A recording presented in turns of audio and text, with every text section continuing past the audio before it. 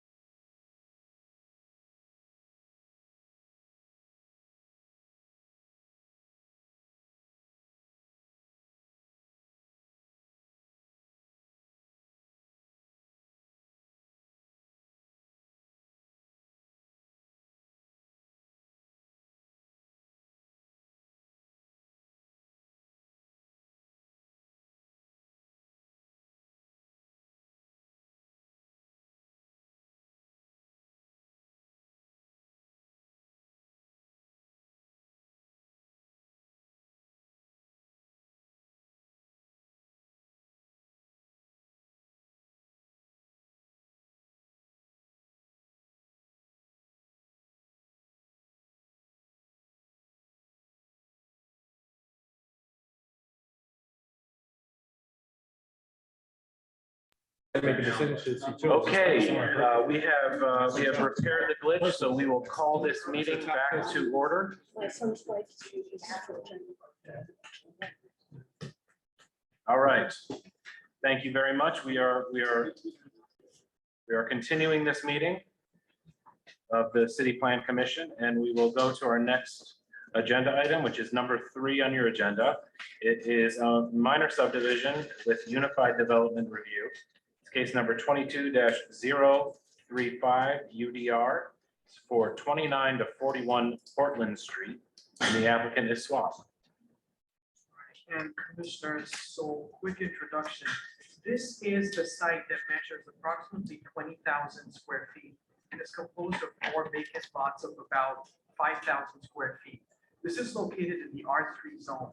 And the applicant is proposing to subdivide the lots into 5 lots of about 4,000 square feet each with a width of 40 feet. So what they would like to do is develop each site as a 2-family dwelling for a total of 5 units. And they are requesting zoning relief pursuant to UDR for lot size and lot width, because you need a minimum lot size of 5,000 square feet and a width of 50 feet in the zone. And they're also seeking relief from the corner side setback, which is required to be the same dimensions of front setback for one of the lots. So I guess the applicant will be here and they will be telling you why they are requesting the relief as presented. Okay, thank you very much. Once again, Carla DiStefano, I'm the executive director of SWAP, and to my left is Gary Charpentier, who's been the director of design and construction at SWAP for more years than either of us probably want to acknowledge. So SWAP has been for almost 50 years involved in affordable housing in the city of Providence, and for many of those years very focused on South Providence. We've invested just under $150 million in apartments, home ownership, and commercial spaces in the city, and most of that in upper and lower South Providence. We have been looking literally at this lot out our windows at 439 Pine Street for many years, or these multiple lots. Working with the city, we're designated as the developer of 3 of the 4 lots or 4 of the 5 lots, and set out to develop them by right.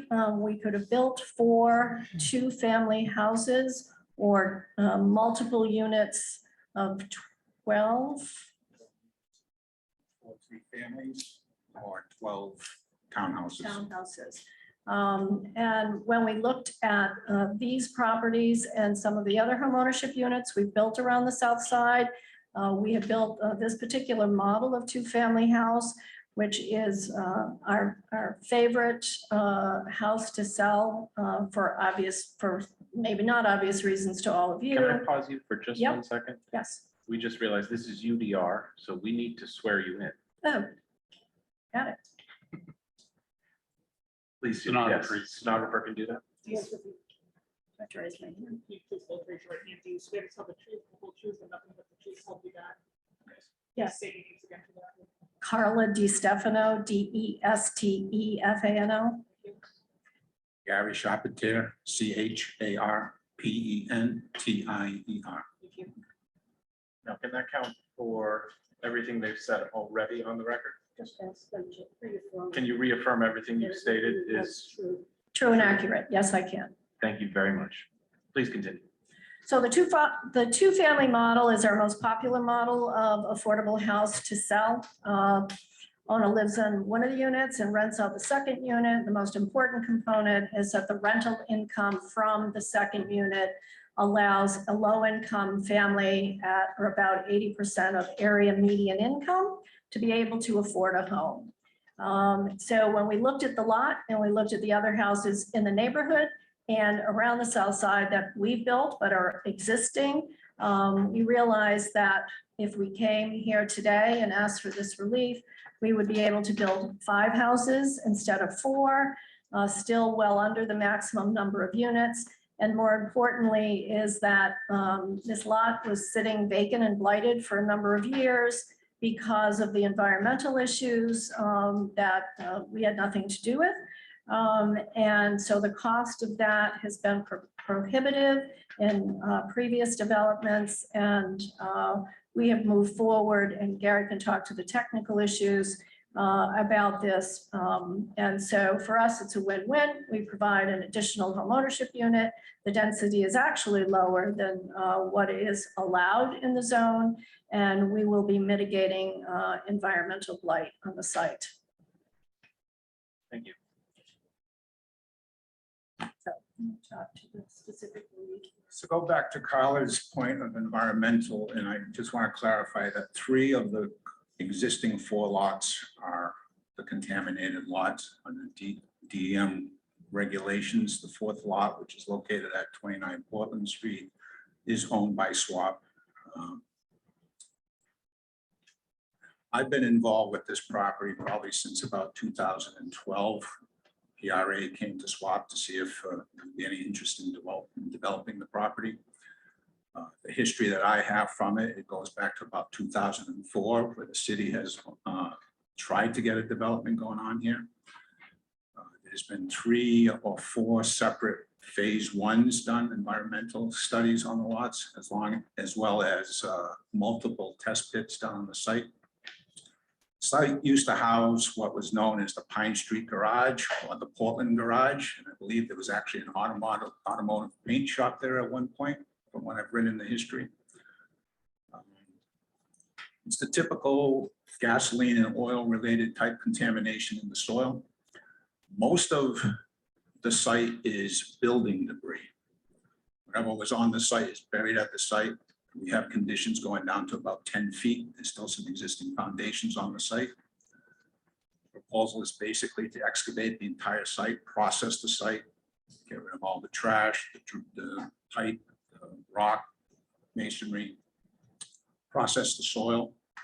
Soil as it comes out of the ground is placed on protective tarps, monitored by the environmental company, and then cleared for either going back into the hole or taken off the site.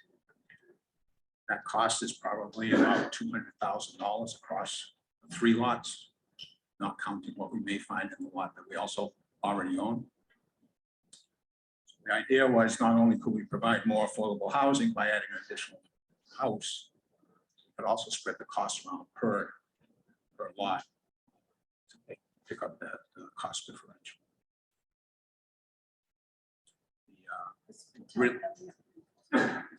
We just received the preliminary approval from Rhode Island DEM. That's subject to environmental justice publication notification for the neighborhood.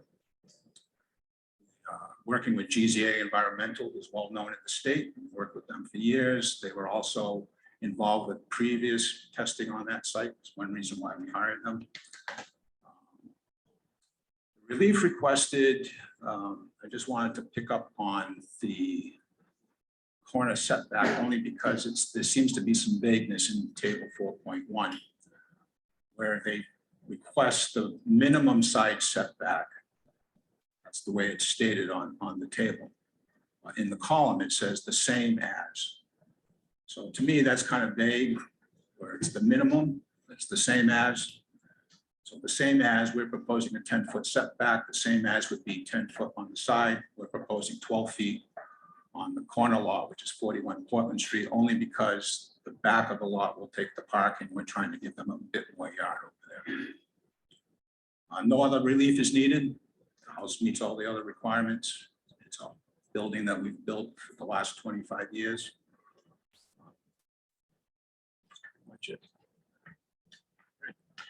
When you wrap up, are you looking to have a closure from DEM, or we have an ELUR on the site? There will be LURs for the, well, if this is approved, there will be 4 lots which will have an ELUR because of the 3 lots that exist now. Okay. The other lot does not require. Go around. Any commissioners have questions of the applicant? Do you know how many bedrooms will be in each unit? Yes. First floor has 3 bedrooms, the second floor has 2 bedrooms. Thank you.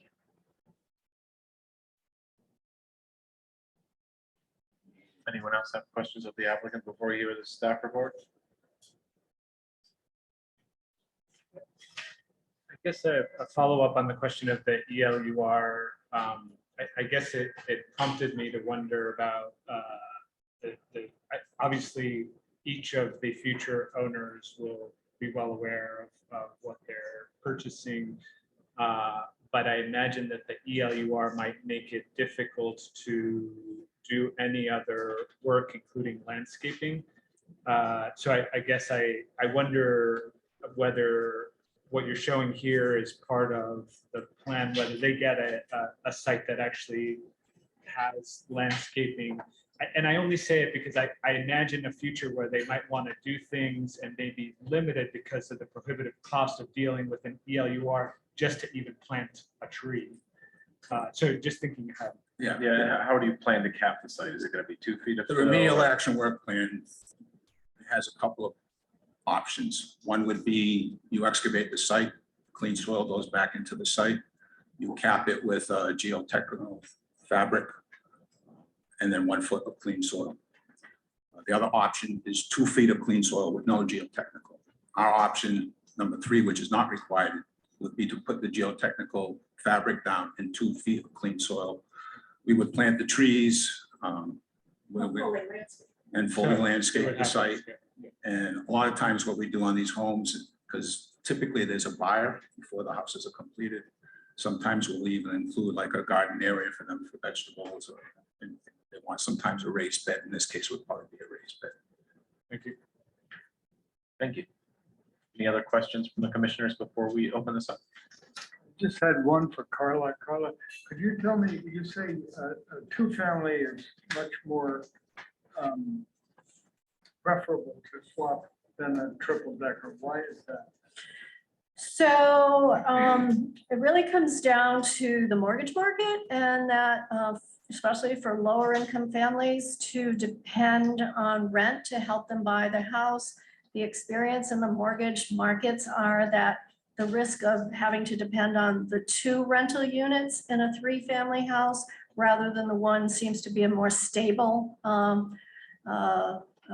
financial model. So we could build the 3-family, it would cost us a lot more money and then we'd have to charge more, but the mortgage process might not allow that 3rd rent. So it just, we have built 3 new 3-families in our rental portfolio, but we have not found in the ups and downs of the mortgage markets, and we know there's a craziness going on right now, that our buyers at 60, 70, 80% AMI are really having luck with a 3-family, i.e. they can't pay for it with their earnings. They do need the rent. If they need 2 rents, they're a higher risk mortgage client.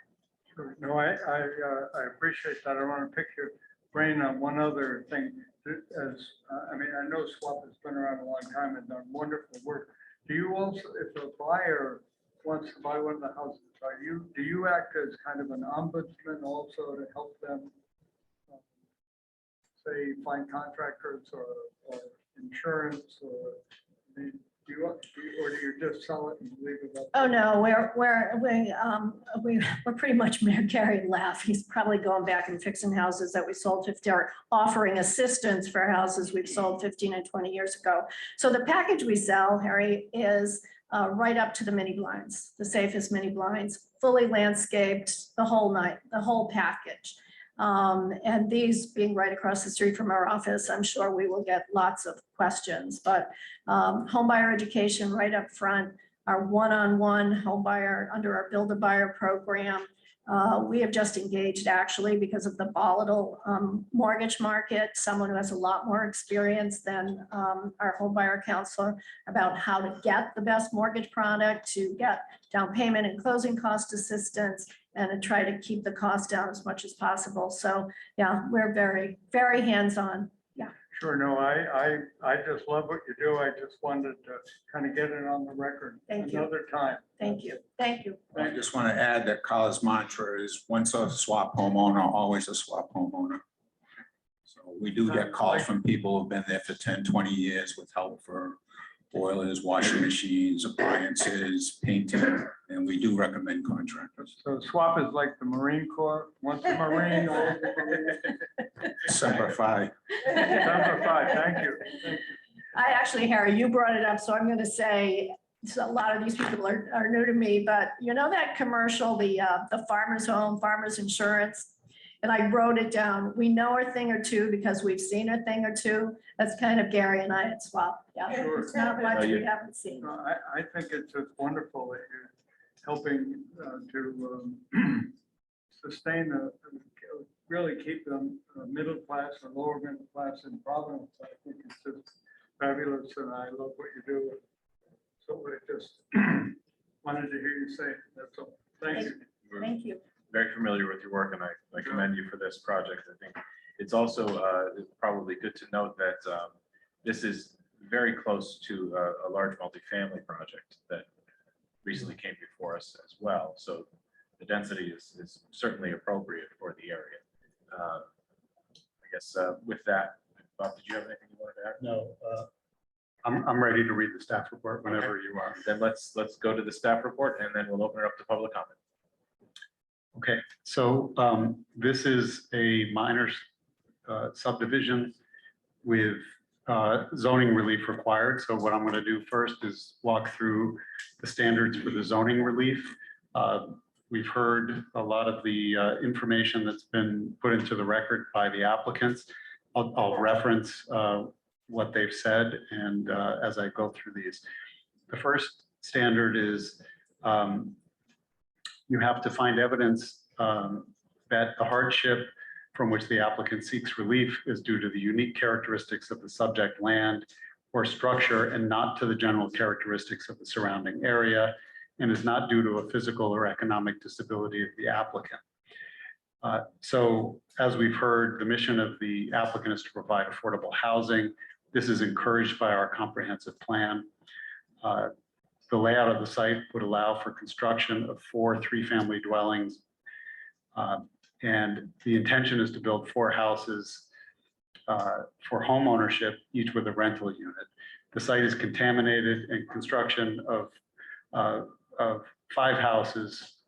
I'm sorry, construction of, start over here. They're allowed to have 4 3-family houses by right. They want to have 5 2-family houses. Because the site is contaminated, they would be allowed to spread the cost of remediation among more owners than if only 4 houses could be built. It's our opinion that this constitutes a hardship due to the unique characteristics of the site. And as they've testified, they're not seeking relief due to a physical or economic disability. Standard number 2, the hardship is not the result of any prior action of the applicant and does not result primarily from the desire of the applicant to realize greater financial gain. As we've discussed, the hardship suffered by the applicant appears to be due to the unique character of the property, which is not the result of the applicant's prior action. The relief requested would result in smaller lots that would allow the applicant to most effectively develop the property for affordable housing. It's the DPD's opinion that this is not primarily for financial gain, as the applicant is a nonprofit organization that provides affordable housing, and the proposal is to develop fewer units than would be allowed by right. Number 3, the granting of the requested variance will not alter the general characteristic of the surrounding area or impair the intent or purpose of this ordinance or the comprehensive plan.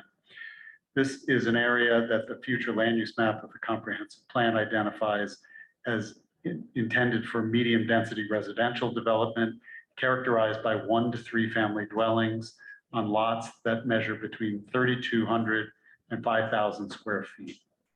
This would result in 5 lots with 2 family dwellings on each for a total of 10 units, which conforms to the intent of the comprehensive plan. Lots of similar size and width as those proposed can be observed in the vicinity. Objectives H2 and H3 of the comprehensive plan calls for developing new affordable housing and encouraging the development of home ownership opportunities. Relief from the corner side setback requirement for proposed lot 1 is being requested, as the side setbacks will be greater than the front setback. As Gary said, there is a little bit of nuance, a little bit of gray area here, but we have concluded that this relief is required because of the way the ordinance says that front and side setback are supposed to be the same. Based on the subdivision and proposed building placement, the corner side setback is not expected to affect neighborhood character, as it will not affect any other property in the vicinity. The number of units is less than the 12 that would be permitted by right if the 4 existing lots were developed with 3 family dwellings. The subdivision will not alter the neighborhood's character, as the developed lots would yield fewer units than what is permitted by right. Number 4, the relief to be granted is the least relief necessary. Given the unique characteristics of the property and the applicant's hardship, the relief requested would be the least necessary to allow for a subdivision to create, we say 4, that should say 5 2-family dwellings. Number 5, in addition, the City Plan Commission, as part of Unified Development Review, requires evidence be entered into the record of the proceeding showing that in granting a dimensional variance, the hardship will be suffered by the owner of the subject property if the dimensional variance is not granted, will amount to more than a mere inconvenience. The purpose of the subdivision is to create 5 separate lots. Denial of the requested relief would prevent the site from being developed, in our opinion, given the hardship that has been demonstrated. It's our opinion that the hardship would amount to more than a mere inconvenience if the variance were to be denied, as it would prevent the subdivision that would allow for the remediation and development of the site. So with that, we recommend that you approve the requested relief from minimum lot size, minimum lot width, and corner side setback. We'd ask that you take a vote on this now, and then we'll get into the findings for approval of the minor subdivision. We have 1 minute.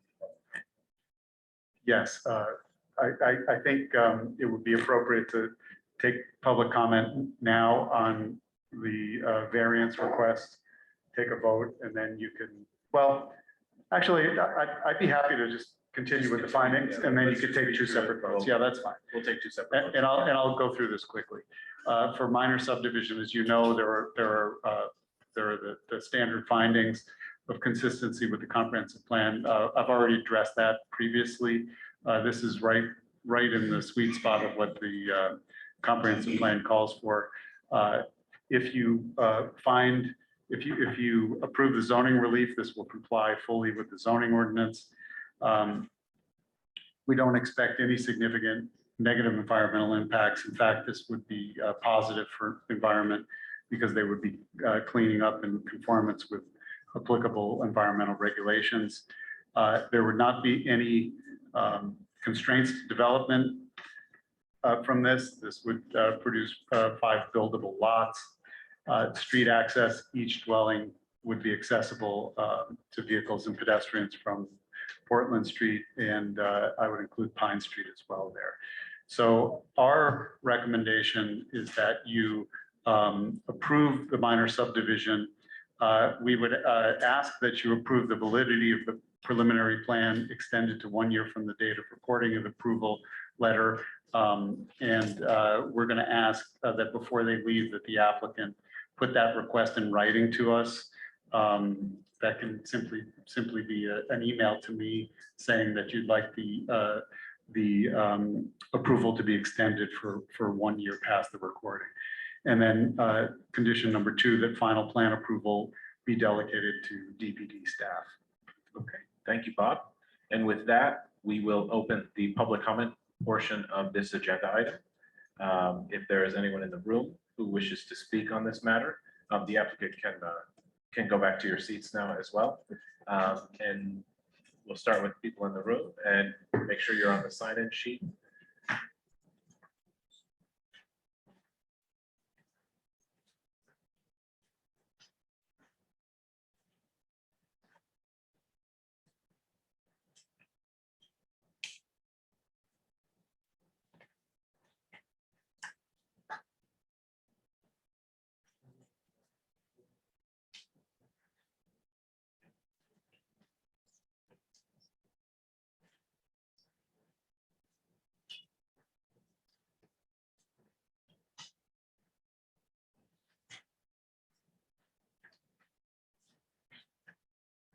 Okay, yeah, you can sit right there. Thank you. And just state your name and address for the record, please. Doris Breton. My address is 45 Portland Street. Okay, we're gonna have you sworn in because this is a zoning matter. Please raise your right hand. You swear to tell the truth, the whole truth, and nothing but the truth so help you God. I do. Please state your name for the record. Doris Breton, Dorys. Last name is Breton, Breton. Thank you. You may proceed. I'm here to give my opinion and approve of this project. I live right across the street from that empty lot since 1994. And through the years, I have seen a lot of illegal activities going on in the lot, prostitution, drugs, and name it. And as well as all the few neighbors of mine, we totally agree and have some houses in there, so that we can have some people, especially today with the housing situation. It would be wonderful and it's good for the neighborhood. And we all happy and, approving this project. Okay, thank you. Thank you very much. Is there anyone else here at the meeting today who would like to speak on this matter? And is there anyone in our virtual audience who would like to speak on this matter? You can raise your virtual hand or press *9 if you are calling in.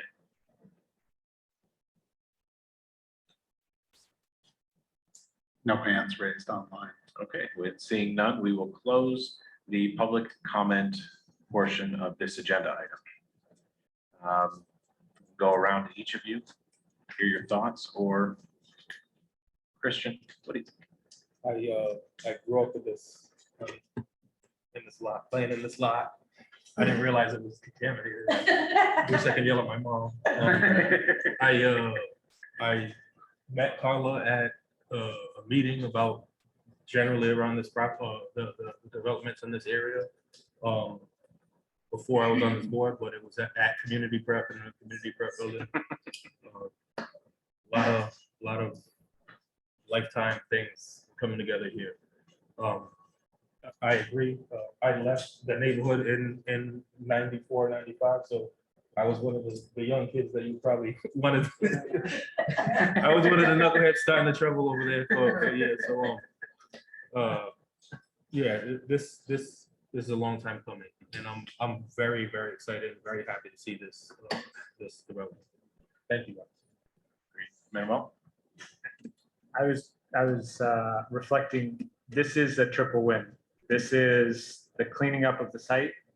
This is more density, and this is affordable housing.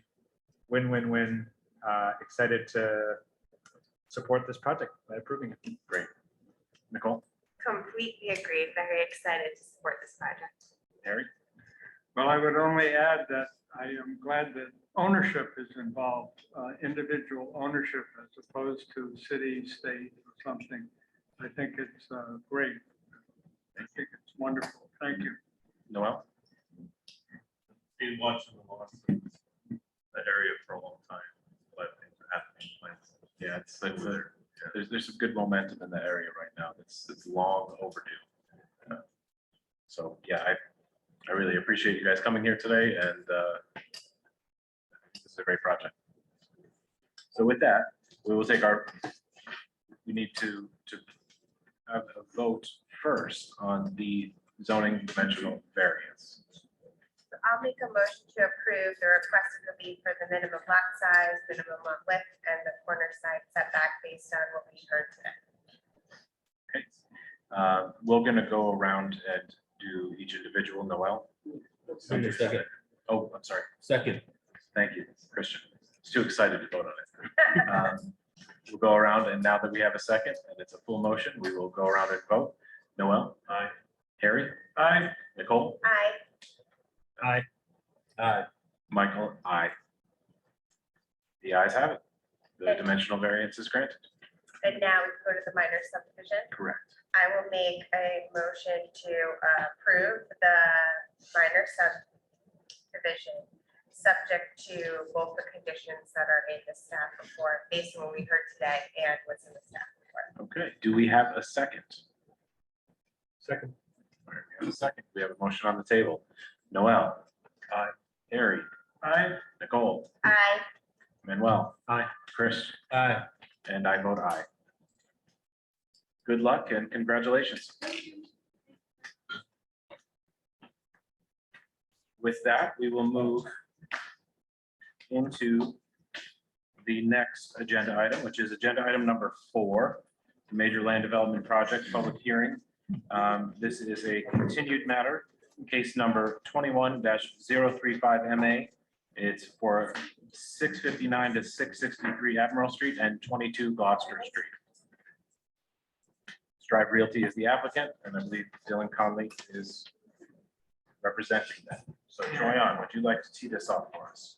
Sure, Commissioners, before we turn it over, this is a request for preliminary plan approval. A project that we have seen before at the master plan stage. The applicant is requesting to construct a 5-story mixed-use development that will have commercial on the ground floor, internal parking, and 48 residences above. And they are requesting a dimensional adjustment for height, where a height of about 63 feet 3 inches is being requested, which is above the 45-foot height limit of this zone, where it's located in the C1 zone. They're also requesting an adjustment for the parking requirement, where 48 spaces are required, but 31 will be provided. They're also looking for a waiver from submission of all state approvals at the preliminary plan stage. So I guess the applicant's here and they can tell us more about the project and where it's been since the master plan stage. Okay, with that, Thank you, Mr. Chairman, and thank you to Troyan for the recommendation and review. A copy of my prepared remarks going around, a slight edit. Julie's not going to be available for us, but again, my name is Dylan Conley. I'm on behalf of the owner and applicant, and here with me today is Eric Swain of CDS Architecture. A quick note on the legal landscape from me, then I'm going to turn it over to Eric to bring you through the design updates since our last presentation. On the legal side, under state law, the City of Providence Development Review Regulations, the requirements for approval for the preliminary plan are identical to that of the master plan. Therefore, though this through its preceding decision, this board has already made findings that this project meets all the standards necessary for approval. Accordingly, the only question before us this evening is what changes, if any, somehow overturn the established affirmative findings. I assure you that there are no significant changes relative to the standards of approval. Since our last meeting, CDS is brought on board.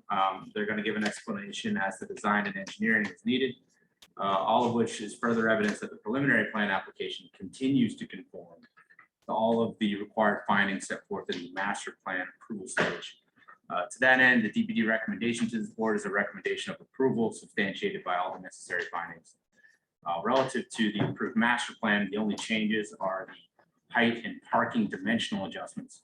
Those are largely driven by grade, which was determined by the survey that was performed in between the master plan approval stage and this stage.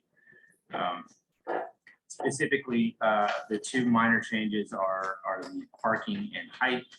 Height is where we have an approval for 60 feet of height. We're requesting 63 feet 3 inches. This is a de minimis change of about 3 feet 3 inches, or an alteration of less than 5% from the approved proposal. Moreover, it's my understanding that the height calculation is what's driving this more than having actual change to the height. As the grade changed, the way the average height starts to get calculated. So it's roughly the same size building, if not exactly the same size building relative to the experience from Admiral. But the way the height is calculated makes it about 3 feet 3 inches higher. Then the next dimensional adjustment request is for parking. So the maximum required parking underneath the regulations is 48 spaces. The proposal is eligible for a dimensional adjustment, which would only require 24 spaces. That's specific to PVD DRR section 1904E. Our actual proposal is for 31 spaces. That's effectively 7 spaces more than our minimum required parking and 17 spaces fewer than our maximum required parking.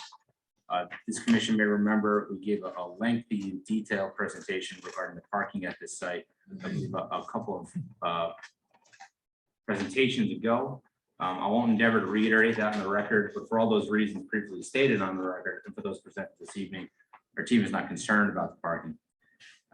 So, Mr. Chairman, the de minimis height has no impact on any of the previous findings relative to DRR regulations 806 required findings, nor the legal standards pursuant to state law, and the statutes referenced therein. Moreover, the requested parking conforms to all said standards. For a detailed response in prose, within my attached letter, there is an exhibit 2 that we can review as necessary, but I won't belabor the point. I would just like to turn it over to Eric Zwena so that we can talk a little bit about the design evolution that's occurred in between master and preliminary. Thank you, Dylan. Thank you. Bob, are you able to pull up the presentation, or is that? Yeah, I'm gonna do my best here. I'm gonna pull up what we have. Well, give me just a second. Yeah, I have a flash drive too, if you want to plug it in, if that makes your life easier. Well, yeah, I'm gonna pull up what I already have up on my screen, which is what the commission members have. Good, that's most accurate. I'll get started. Dylan here did a great job describing some of the legal matters and some of the issues that are that we're here to discuss. I think ZDS was brought on to just look at this through a new lens and try to make some minor modifications to make the building a little bit more appealing, a little bit more usable, and a little bit more responsive to our context. We recognize that we're on Admiral Street, which is certainly a commercial corridor that's destined for some densification. And the issue about the height that Dylan mentioned, I just want to confirm and give you a little bit more detail there. We're confident that the previous presenter prior to ZDS was measuring from a static building height, not average grade. This site moves from south to north, a difference of about 6+ feet. So when you strike average grade, you're talking about an average of a 3-foot delta. And so when you add that 3 feet to the 60 feet, that's what brings you up to that 63 foot height. And the exact height, as was mentioned, is 63 feet 3 inches, measured from average grade. The few modifications that were made, obviously aesthetically, the exterior of the building was simplified. There were also, after reading the testimony that from previous hearings, one of the issues was noise. There were balconies on the exterior of the building. On the 5th floor, we removed all those balconies, brought any potential noise inside the building. There are no balconies now on the structure. The parking issue, many of you know that ZDS has been involved with many multifamily projects in the city and have all requested that dimensional variance for parking, and we think this is more than accurate and more than appropriate for this use and this unit count. We simplified the building shape. Previously, it had a larger podium structure that went over more of the parking area. We minimized that just to simplify the building shape. There was an angled front arrival facade at the 1st floor, which we simplified and just stepped back and kept it parallel to the sidewalk.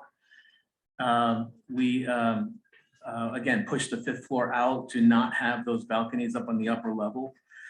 From a finish perspective, and I think, Bob, if you don't mind flipping to the second to last page of the presentation, the rendering sort of explains best the finishes. We're talking about a full brick first floor podium with cementitious cream colored paneling with a cementitious or composite wood siding on the corner with some metal panel between windows. That helps us anchor the corner. That first floor, again, is stepped back just a little bit to create a more vibrant pedestrian experience at grade, one that would be available to the public. And then on the upper floor, having that 5th story cap of a large crown around the perimeter of the building, which is just giving us some shading for those 5th story windows and also giving us a proper completion to the top of the building. I would consider this relatively very similar to previous submissions with regards to building materials, except that previously there was a reflective material being used on the exterior field, and we thought that that would certainly be a nuisance to neighbors when sun hit it in the wrong angle. So we wanted to remove that. I can't help but mention that it also does save us a little bit of money on the cost of this envelope. Just didn't seem like the right use of material here in this predominantly residential neighborhood. We expect to, for all tenants, which again is full audience from all ages, all ranges, all employee and salary types, to be using alternate means of transportation. Hence why we think that the spirit of the project does want us to lean into alternate means, whether it be Uber, Lyft, bicycle, scooters. This area really does create the vibrance that you need for that type of pedestrian traffic to occur.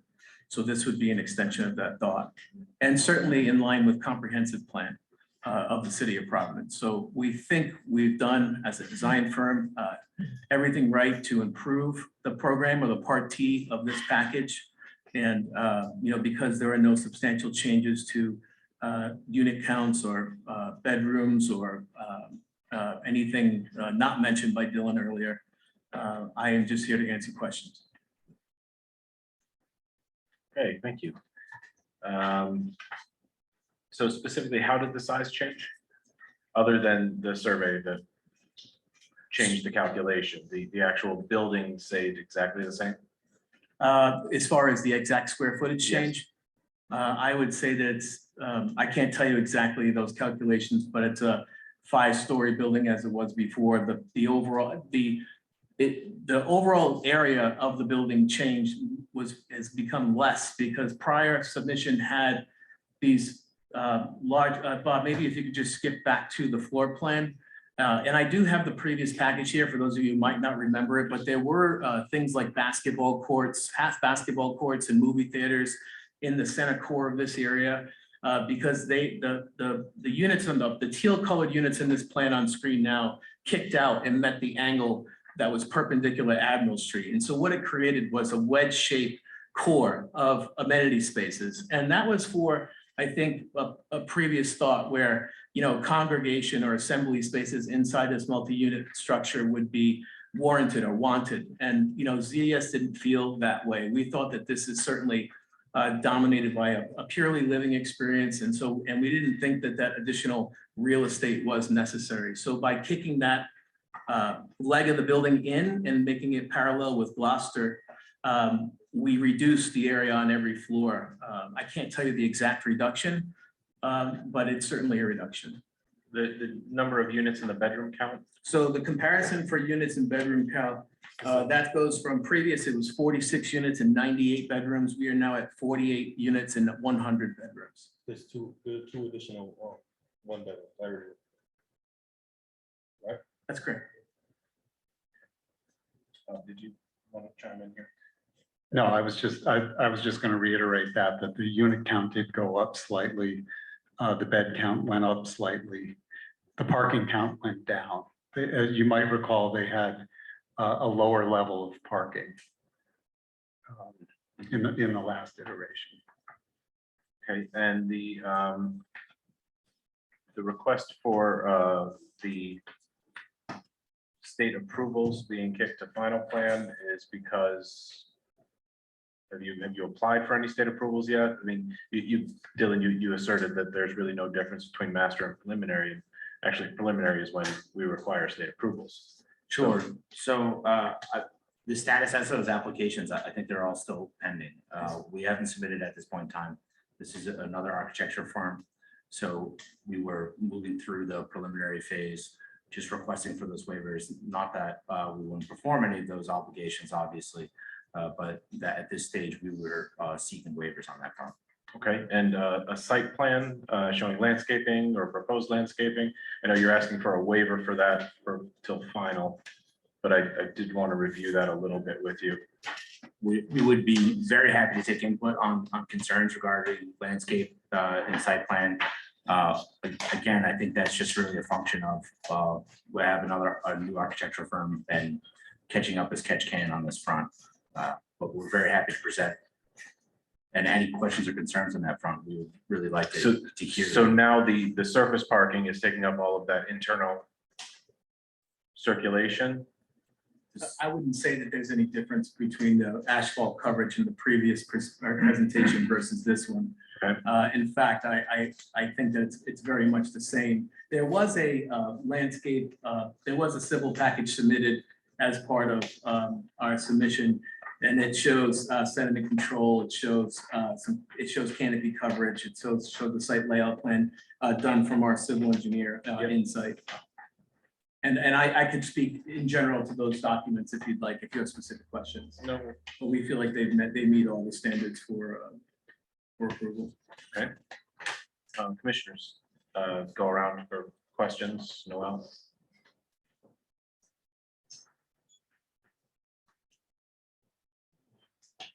Looking at the side on Gloucester Street. Questions. But those are screened.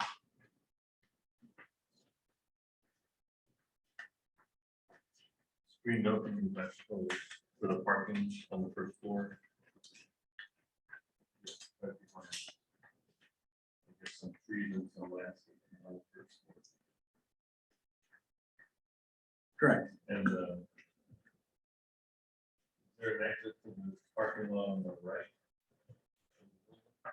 There's two curb cuts on Gloucester. One is a one-way towards the north, and the one closer to Admiral is a two-way. Page 7 of your package, I think best explains that. It also does on C2. Oh,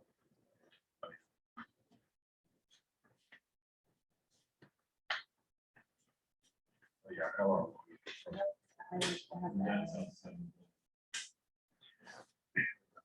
Can you confirm that Eric, that the edge of the building is where I'm indicating on the screen That's here? correct. So these angled spaces are Open to open sky. air. This is the one-way entrance into the parking area. And then people would be able to drive into the building right in the middle here of this north elevation. There's a one-way circulation around the parking area and then a two-way access at this point right here. That's correct.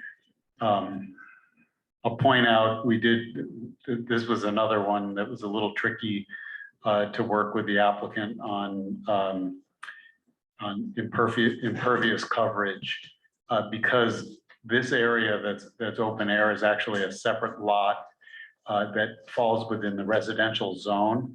So we don't have regulations regarding impervious coverage in commercial zones, but we do in residential zones. So they had to make sure that they complied in the area represented here, and they've been able to do that. You can have a primary use parking lot in a residential area? So it's a good question. What they're going to do is the proposal is to merge two lots so that this no longer becomes a principal use parking lot. It's accessory it's an accessory parking lot because it's on the same lot. Still maintaining a split zone lot. It'll be a lot that has two zones, right? The zoning line doesn't change when the parcels are merged together. Harry, do you have any questions? No. Nicole? Is merging a requirement? It would need to be in order to maintain, there's actually, I guess there's actually, yeah, it's 2 lots, right? Folks, yeah, there's 3 lots. Okay, so certainly the 2 lots that are gonna have the building, those would need to be merged. And then in order to address Mr. Potter's question about principal versus accessory parking, the 3rd lot would also need to be merged. Otherwise, they would have to get a zoning, a special use permit in order to maintain the parking separately on that open air lot. So we don't need to do anything regarding merge as a. No, well, you do, that would be a condition of approval. So prior to final plan, we should add that as a condition of. Is that not in our staff report? I don't believe. I don't believe it was, but we can add it. We need to add that. Good catch, Nicole. Thank you. Any other questions of the applicant? It was actually, I'm pretty sure it was a condition at master plan, but I would include it in your vote. So I have a question about the 1 bedroom plus and 2 bedroom plus, and I guess just want to get a better understanding of what the plus means. And as I look, I understand that each of those has an extra room. I guess my concern is by seeing the plus next to bedroom, it's the implication that that might be a bedroom, but they're windowless spaces that cannot be bedrooms. Right. So I just want to say that out loud and hear your Yeah, response. I mean, you know, based on the multifamily work that we've been doing in the city, the use of an office is really, really important to inhabitants and to occupants. So that's the concept, is by using that interior landlocked space as a den is a great place for a stay-at-home office, which we're seeing more and more of, and very desirable in the rental market today. Thank you. Yeah. Chris?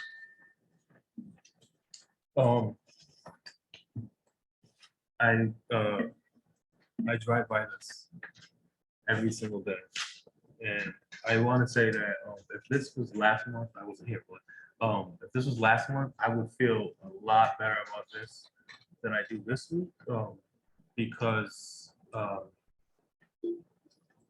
the applicant has not been a good neighbor. There is a lot of not, like really not desirable activity on the street. There's a lot of people out front, public drinking. There's just a lot of people on that street, and it's obvious who owns those houses because the name is on the front of every house between Douglas and River. And I am very concerned about the density of. I know we were able to skate around the dormitory issue, but it just not really great for the neighborhood.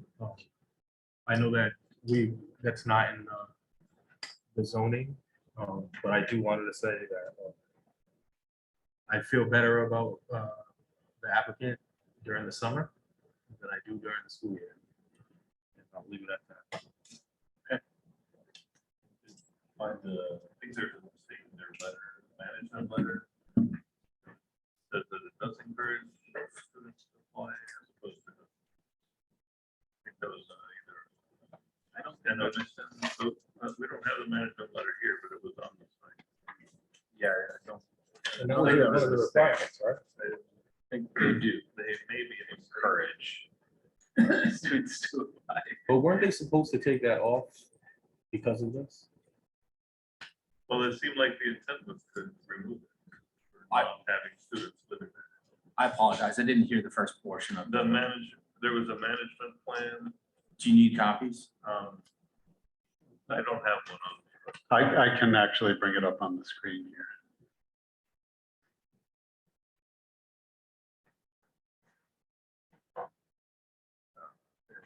Just a second.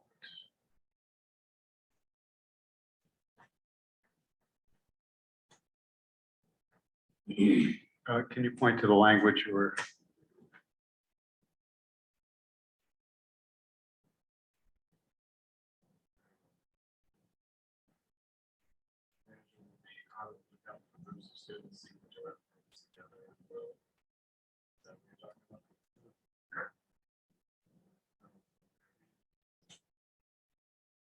It was about trying to separate students or having this not apply, but it does actually say that they would encourage them to apply.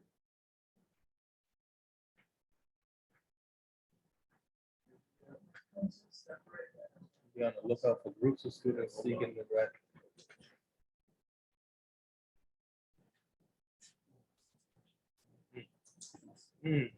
Looking awful like that. So my daughter just moved out of an apartment in Richmond, and it's only students. And the management plan had language just like that. Groups of students that want to move in together. Okay, do we have any other questions of the applicant? Can I respond to that just quickly? Yes. I just want to state that I'm very well aware of the area and some of the traffic that is seen spilling out of tenement houses. You know, I think that we've done from a design standpoint, a great job of bringing space inside and getting rid of these assembly areas. This is purely a market rate living opportunity for everyone. This is a secured building. You know, we're investing in obviously investing in the security plan for the project, door access control, removed all the balconies on the outside of the building, removed all the basketball courts and these larger spaces where people can assemble. We're talking about 750 square feet to 900 square foot or 1,000 square foot apartments. That's not the same kind of traffic that you see in a tenement house spilling out of a living room into a backyard, on a porch, into a street. This is a totally different upscale living opportunity, which is market rate. So I know that there's been some history prior to ZDS involved about what this could be, but I think that we've done a really good job of making sure that that's not what this becomes. You know, what Noel is just doing is pretending he's your English teacher. And he's just simply saying, management will advise, he's saying that you left out a key word.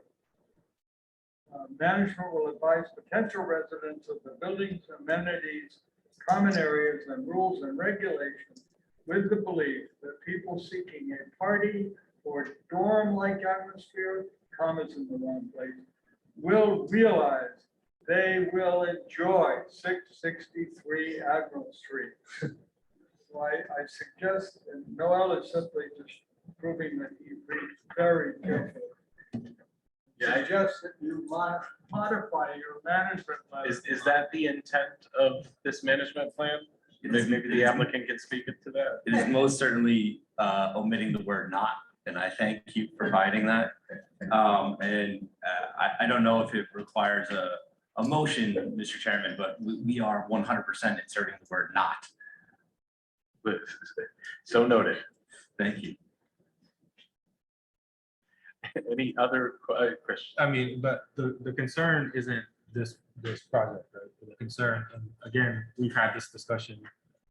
It is one of my frustrations with our role, right?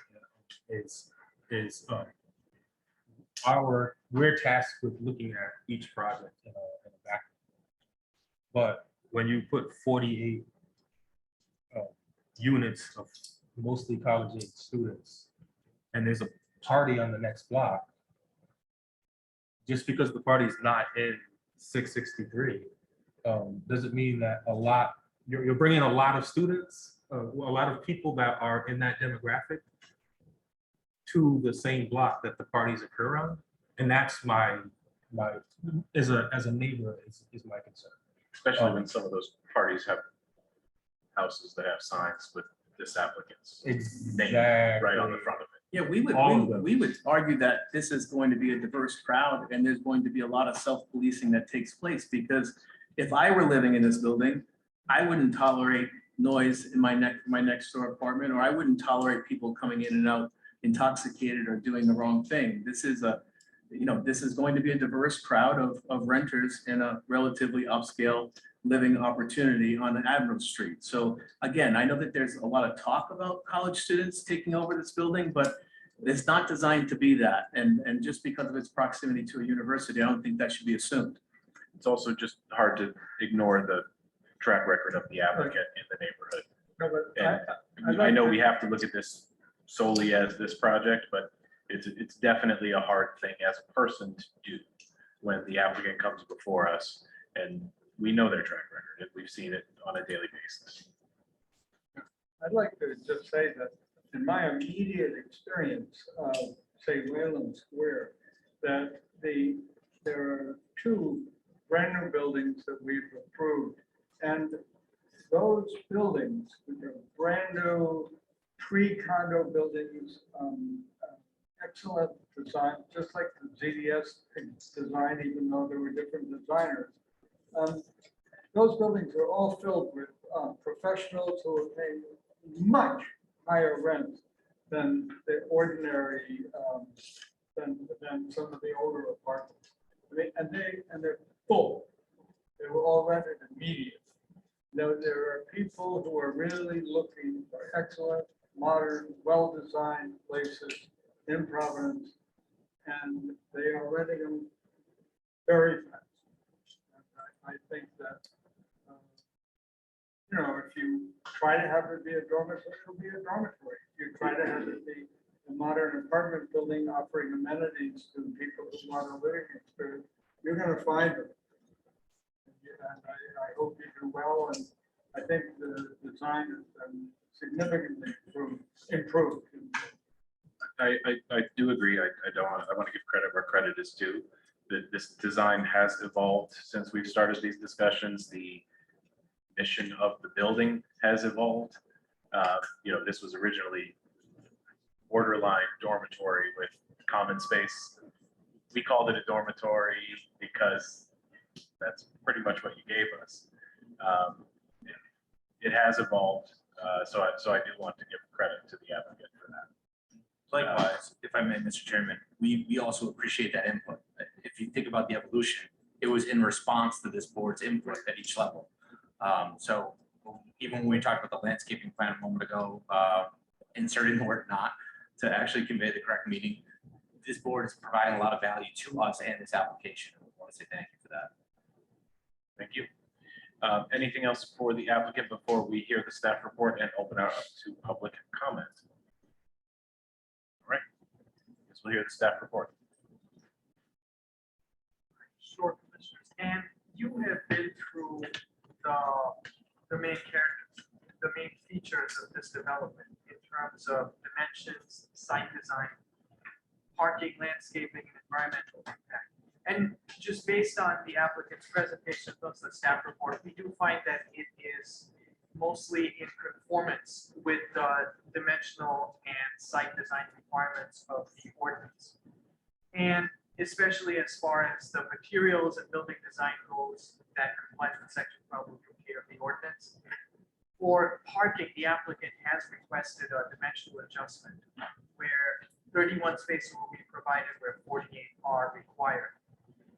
And as far as landscaping goes, the applicant will be providing a required amount of canopy coverage. They did include a landscaping plan which includes the tree species. However, we would ask that that be approved by the city forester prior to final plan approval. They have submitted a stormwater management plan, and that also shall be subject to the review of the city engineer. The lighting will comply with what is required by the ordinance. We did talk about the tenant management plan. That was one of your requirements at the master plan stage. And we would also recommend that the applicant update it, more accurate based on what you discussed. As far as the dimensional adjustments they're seeking for height and parking, we do recommend that you grant them. The height would be for approximately 63 feet, 3 inches with 5 stories, which is above the 45-foot 4-story limit of the recommend that you grant those adjustments for height and parking based on the fact that they will be providing mixed-use development as well as internal structured parking, which are amenities that make them eligible for those adjustments. They are asking for a waiver from submission of state approvals. We recommend that you grant that, given that they have begun that process, they have submitted it, and it would be good planning practice as approvals from those state bodies vary. So based on that, we do find that this development is consistent with the comprehensive plan. It is in an area that's intended for neighborhood commercial and mixed-use development. Sure.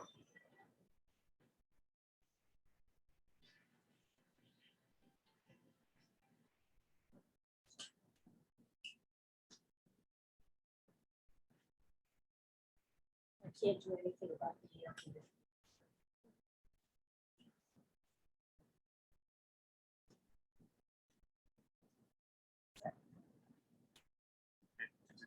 All right, sure. So based on that, this is an area that's intended for neighborhood commercial mixed-use development. And according to the future land use map of the comp plan, this is the type of development that would be appropriate for that area. Construction of new housing would be in conformance with objective H2 of the plan. This development would be largely consistent with zoning. The mixed-use development is put by right in the C1 zone. They will not be encroaching that development into the R2 zone, subject to merging the lot where they will be providing accessory parking. It will conform to the dimensional and design requirements of the C1 zone, subject to you granting the dimensional adjustments for height as well as parking. Based on landscaping, they will comply. We do ask that the final landscaping plan be subject to the approval of the forester. They've submitted a conforming lighting plan. We don't foresee a significant environmental negative, a significant negative environmental impact. They have submitted the tenant management plan as required by you. We don't foresee any constraints of development subject to the applicants merging the lots prior to the final plan stage, and adequate vehicular and pedestrian access will be provided from Admiral and Gloucester streets. So based on that, we recommend that you approve the preliminary plan. Subject to these conditions, that you grant the waiver from state approvals at the preliminary plan stage, subject to those approvals being submitted to the final plan. That you grant the parking adjustment for 17 spaces. That the CBC grant a dimensional adjustment to allow for the proposed height. The applicant shall obtain necessary encroachment permits prior to final plan submission. And finally, that final plan approval be delegated to DPD staff. And to that, I would also add that the applicant shall merge the lots prior to final plan approval. Okay, thank you. With that, we will open this agenda item up to public comment. Is there anyone in the room who wishes to speak on this matter? Or is there anyone in our virtual world who would like to? You have the ability to raise your virtual hand at the bottom portion of your screen, or press *9 if you are calling in. No signups on the site. And no hands raised online. Okay. And with that, we will close the public comment portion of this agenda item and go around the room. Harry, if this was in Wayland Square, we would have got sandwiches tonight. If this was in Wayland Square, we would have got sandwiches tonight. Because this everybody would have said it's 63 feet. If this was in Wayland Square, we would have gotten sandwiches tonight because we knew it would be a long meeting. Yes. Oh, well, we can order sandwiches It's not human scale. and a case of beer. No, I thank you, Chris, for thinking of me. In a vacuum, I like it. It's better than the hole that's there now. So in a vacuum, I like it. I voiced my opinion about this several times. I wish there was a mechanism for us to consider, like, we talk about neighborhood character in the comprehensive plan, but there is no tool for us to actually talk about neighborhood character, except I guess in Wayne Square. But for everyone else, we can't use that as a carrot or a stick here. I'd like to, next time we talk about the comprehensive plan, I'd like to discuss that. But Yeah, Lisa's a good person to try to figure out how we can weave that into, legally speaking, future deliberations. Other than the student council ordinance. Yes. Yes, so, the performance and the track records of applicants in their impact on the community. We can use threats. Yeah, that's all we can do. Give empty threats. Okay. Actually, we might be able to find someone who could help with that. was I thought the last meeting I attended, we talked about the rule for the small lots on the east side, and the roof height. And the architect got on and said, "Hey, you're just going to get flat buildings." It was fascinating to me because one thing that we always talk about 2 dimensions here. All buildings are 3 dimensions. We very rarely talk about volume. We do talk about massing and things like that, but we've created some rules, and there's a lot of buildings going up that look like these. I'm not saying they're ugly, but like when everything is the same, it may be the rules that we're providing. And so I'd like to. We're off topic, but those would be design standards. But that's kind of what I want to talk about here. I mean, what my concern with this building is just that it's a continuation of something I'm not comfortable with, and there's no tool for us to push back. So that's definitely a point for future discussions on changes to the comprehensive plan and design guidelines. Manuel? Nicole? Harry? I just wanted to kind of follow up on the mayor a little bit today. I think that this is sort of a tribute to the planning and development department and also frankly to the CPC, because this is, I believe, the 3rd iteration, the 3rd architect. And I think it's, for whatever reason, it has been improved over time. And I think in a sense, while it's not perfect and you may not like the design too much and so forth, the fact is it went from being so unacceptable that they actually withdrew, I think, to where we are here now saying this is going to contribute to Admiral Street. And of course, it's in the management's hands. It always is up to a point. But I think it just shows that this process works. Thank you. That does. I'll pat ourselves on the back occasionally. Doesn't happen often enough. I just wanted to say a little bit more about what Chris said about the human scale, the neighborhood character. And I feel like the building of Gloucester Street especially kind of ignores human. I was looking at also on Gloucester Street, there's the track chute and the back stairway.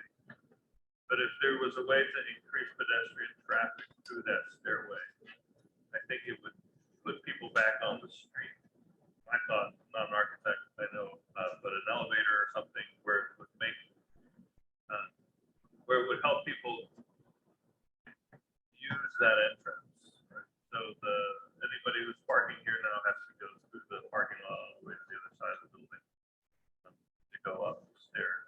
Not anybody's not going to take the stairway, but the back stairway to go up. But I don't see the rendering for the door for the trash to go out, but maybe that's just not in the drawing yet. Anyway, that's just my thought also. Trying to keep the human containment scale on the streets, on the side streets. And by encouraging people to use the entrances on the left, going up and down, right there by where the back stairway is. But other than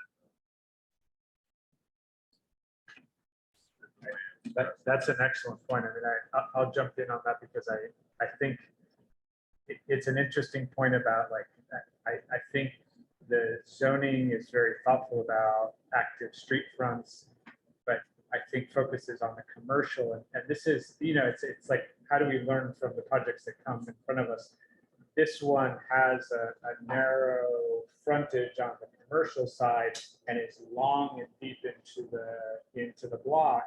And that's basically just a blind side, right? Like what's going to happen all along that side of the building over the years? It's going to be a lot of probably not desirable activity because it's not activated, because there's no like nothing coming in and out of that except cars into the side. Right. So that's something to be mindful in the future, and especially as we think about standards for activating our ground floors. Yeah, I think those are all relevant topics, and again, we sometimes get off topic to Lisa's point, but it serves a purpose because we like to continually be thinking about these next iterations of the comprehensive plan and how we can improve and based on our learned experience. But to Harry's point, I think this design has come a long way. I think it's not where I want it to be exactly, but it's a lot better than what they initially proposed, and I think it's in line with what we approved initially at the master plan phase. So it's about that time. I agree, and I'm happy to start off with the motion. I have a question. Do you recommend that I start at number 1 and go in that order? How many we need actually? So we can probably combine The waiver. I think that's what I was going to recommend, that you combine the waivers and you combine there are 2 waivers and there are 2 dimensional adjustments. 1 and 2 can be Combined. subject of one motion. And then 3 and 4. 4 can be the subject of another motion. And then preliminary. And then I think you can say preliminary plan approval subject to conditions 5 and 6, and additional condition, call it.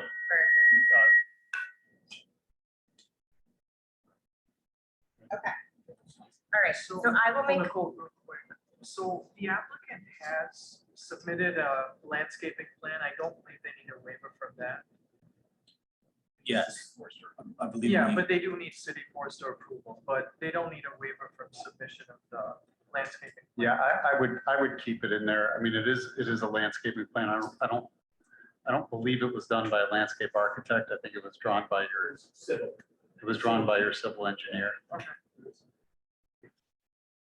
Well, they haven't been submitted yet. Okay, let's keep it. We'll make it a condition. Yeah.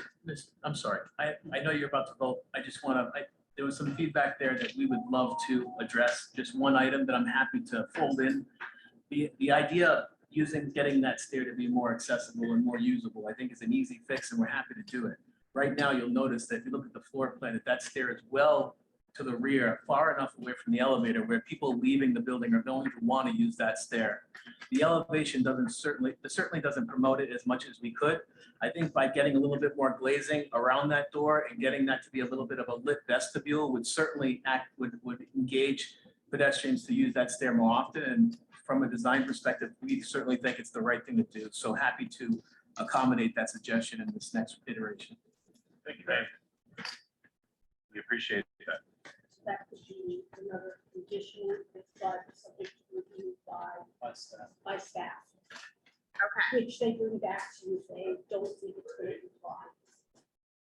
Okay.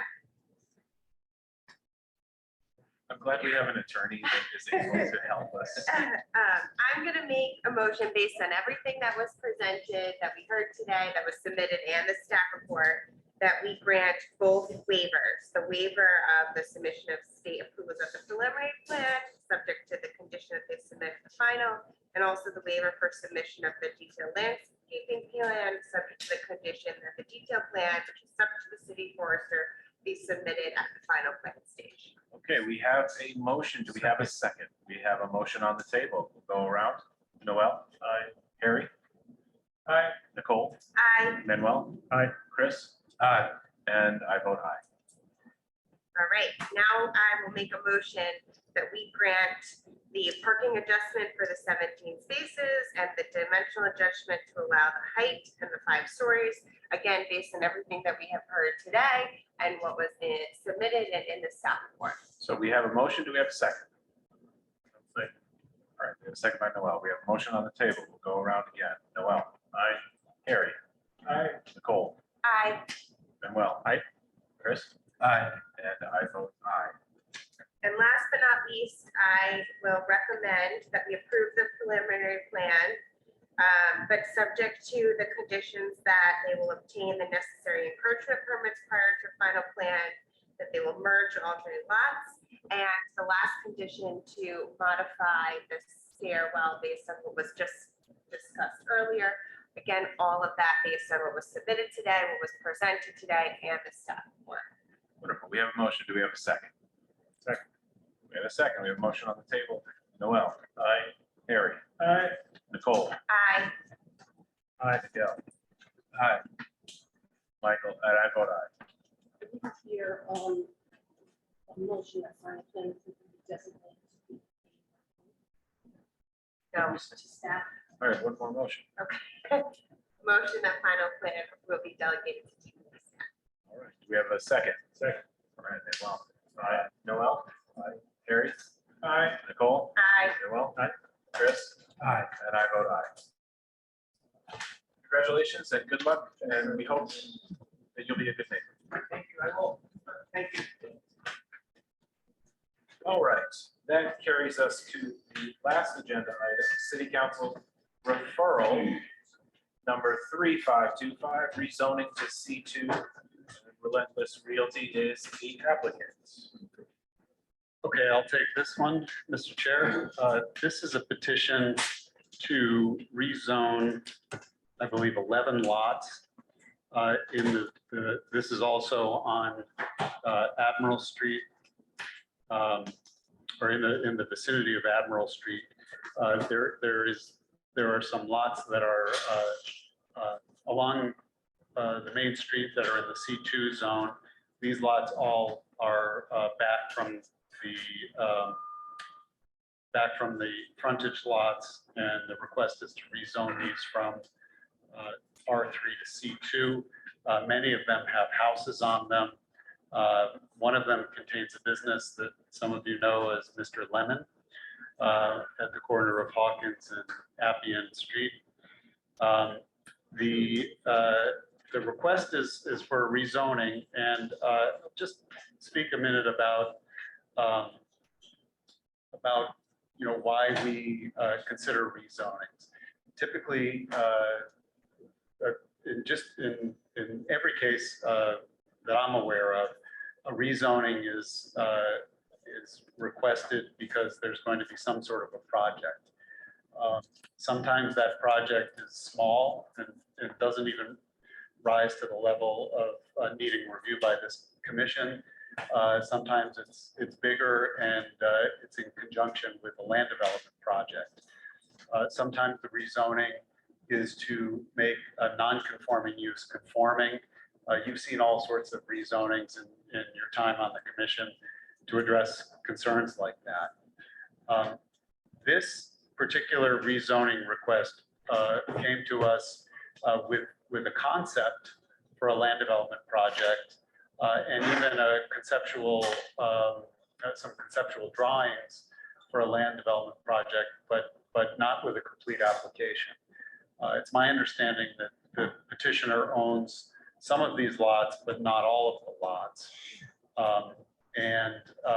Even though state law talks about there being a precedence of approvals when there is a land development project that is requesting zoning relief or a zoning change, that precedence being that the applicant first comes to the CPC with a request for master plan approval and a request for an advisory opinion on the zoning change. Then the zoning change proceeds to the city council, and then it comes back to the city plan commission for preliminary plan. In this case, the petitioner is not requesting land development project approval from you.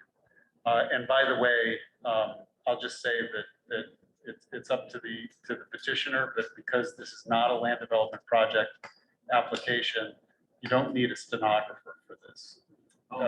If you want her to remain, you certainly could, but she doesn't have to be here.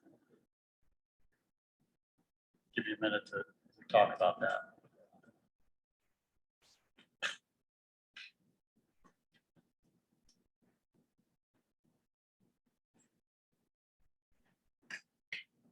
Do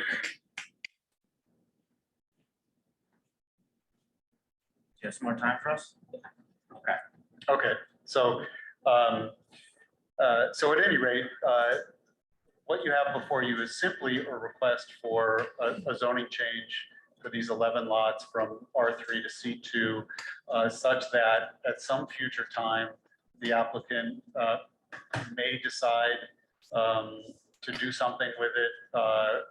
Of course, the applicant would have to have control over all the lots, which my understanding is the applicant does not right now. The petition was not signed by all of the property owners, to my knowledge, and you know, I defer to the applicant on that, but that was my understanding when this was applied for. So I just wanted to set that context, and then I think we can allow the applicant to go forward with the presentation.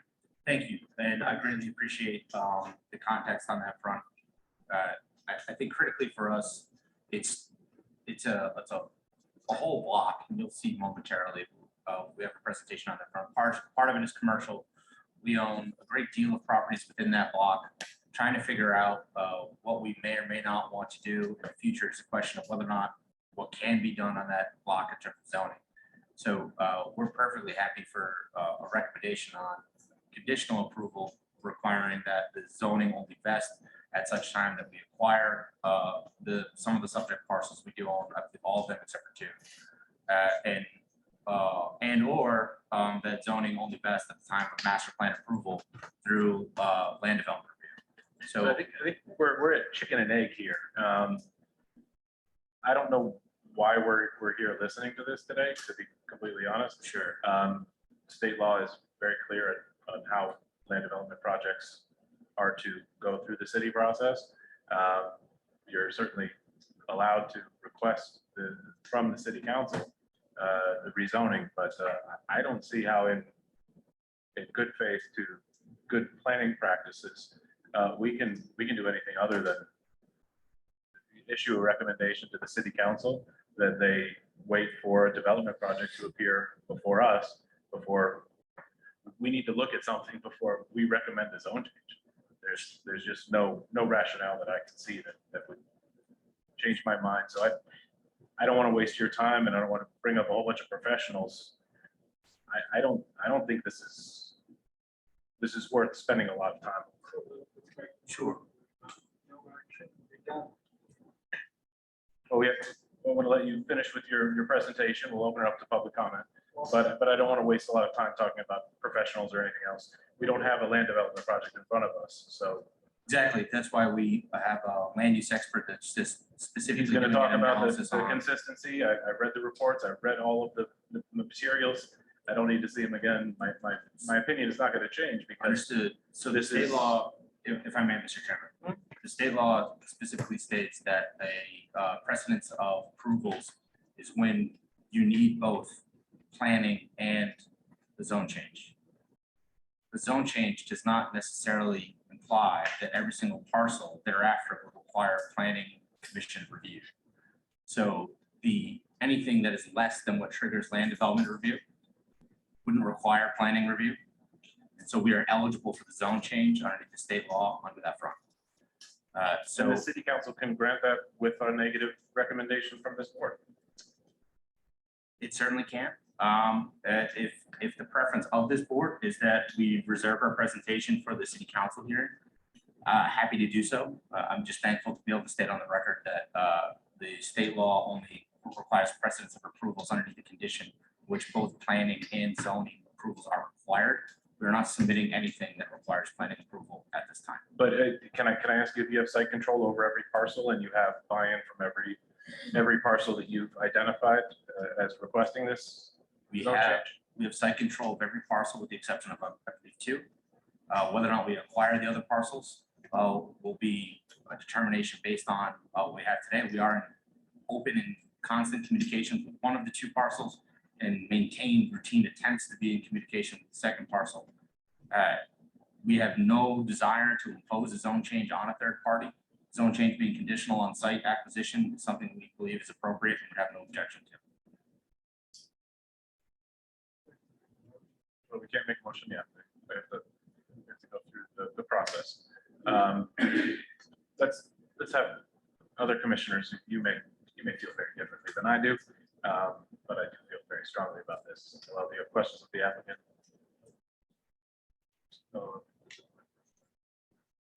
In a process. Actually, do we have any, Lisa or Bob, is anything that I'm saying not ringing? No, you know, the city council, keep in mind, this is a recommendation to the city council. So any action you take is not binding on the council, but it certainly has influence. And the city council does have the authority to consider a zoning change in a vacuum, absent any project.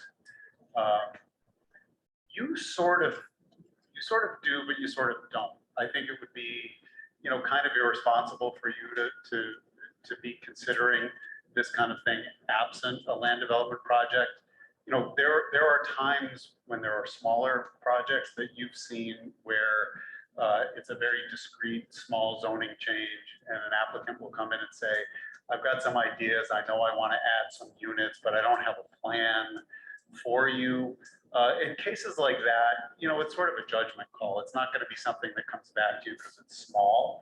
But I would say, you know, you're talking about, you know, going back a full city block to you know, the street that's a few hundred feet back. This is significant change.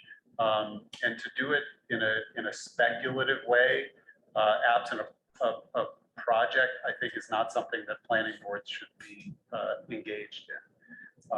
But again, you know, it is the council's discretion. Keep in mind, our recommendation is not that you deny it, or not that you recommend denial, but just that you not recommend approval right now. I agree with that recommendation. Yeah, I agree. It sounds like it might technically be legal, but it doesn't make me feel comfortable with that having 4 here when it's such a large amount of lots with not having site control of all of them, knowing this area the way that I think we all do. Everyone knows Mr. Lemon. Mr. Lemon isn't going anywhere.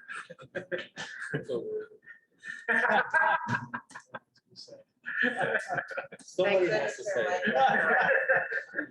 What did I missed? It's overrated. Wait, oh, please. Are you? Strike that from the record. Just put on record. Mr. Lemon is overrated. Okay, I guess at this point, we can open up to public comment. You can see if anyone here from the public wants to speak on this matter. If you're here virtually and would like to, you can raise your virtual hand or press *9 if you're calling in. And we see none, so we will close the public comment portion of this agenda item. Dylan, is there anything else you'd like to say before we deliberate internally? No, I mean, for whatever it's worth, the rationale on these sorts of things is the challenge of Zone changes are not quasi judicial. They're legislative. So you cannot go to court. You cannot meet a minimum standard or a minimum threshold and achieve a zone change. So the risk of investing in site plan, architectural review, environmental review, you're talking 100,000, maybe a couple $100,000 worth of upfront work, and a legislative matter which you have no due process, which those are the rules. But that's why we're here. So conditional zone change approvals, where we would have to come back to this board, subject to no vesting until we see land development or master plan approval, was what we were aiming for, trying to mitigate that risk. I appreciate that, and as a planning board, we have to think of good planning practices. When we make recommendations, we don't choose zoning designations, and there's a reason for that too. We just give recommendations as part of the process of the zone change application. And in this instance, in my mind, it doesn't make good planning practices to recommend anything other than that you come back to us with a land development project prior to considering a zone change for this parcel.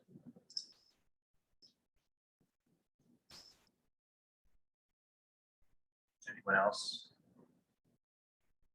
I wonder, doesn't it start to create, you mentioned the word speculative, doesn't it start to create almost hypothetical value? If we granted this and then it was approved, then somebody could actually sell this a potential. And it would, I agree with you. I'd like to stay concrete and down to earth, and we're dealing with actual projects, not with what ifs. I'm opposed to it anyway. I think then it's time for a motion. I'm just gonna say, so moved. My short experience here on the commission, but we have run into getting stuck, proving something and then something. Want to use that approval that's already been granted. Yeah, it's a process. Exactly that. We've done that as well. It seemed like it happened before. First two meetings I came in. We were just doing that. There's been very few times that I've been angry at these meetings, and every single instance of me being angry has been when we approved something that was very vague, and then they came back with something that we don't like, and they're like, "Well, you approved it." Yeah. And so my thing is I can't something speculative amount. well, I think then for expediency's sake, I think it's time for a motion. I've done all of the motions today. I, The last one. already I will make a motion that we advise the council to take no action until a complete land development application is submitted for review. All right, we have a motion. Do we have a second? Second. All right, Harry seconds. Go around the room. Noel? Harry? Aye. Nicole? Aye. Manuel? Aye. Chris? Aye. And I vote aye. Thank you all. Our apologies to the applicant, but